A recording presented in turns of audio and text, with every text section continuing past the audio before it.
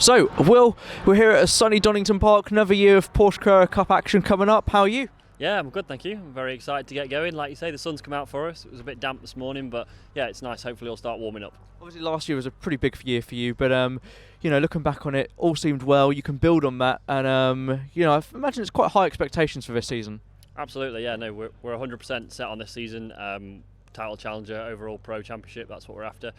Like you say, last year was definitely a big year for us. It was a very, very steep learning curve coming from the Caymans, and we did have a lot to learn. We had some rough of the game as well, but no, we learned a lot, and I'm keen to use all that heading into this year. I've spoken to a lot of sort of Porsche drivers over the years about that progression between the Sprint Challenge and Carrera Cup, and that is great, isn't it? Yes, it is a big jump, but it's nice that there is that logical step up, because in motorsport, there's not always that, is there? Yeah, absolutely. Porsche build their Porsche pyramid around these championships that funnel up to obviously your World Endurance Championship, your Formula E's, etc. So it is really nice to have that stepping stone. In terms of driving style, it is more different than people expect. It is a sort of, it's a complete sidestep away from that kind of ABS mid-engine car.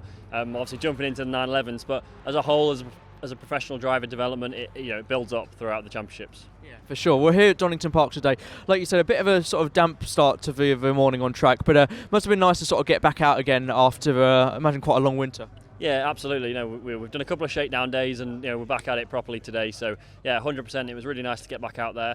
Would have been nicer if it had been completely dry. It was a bit interesting with the slight wet track out there, but no, we had some good running. Went round and round.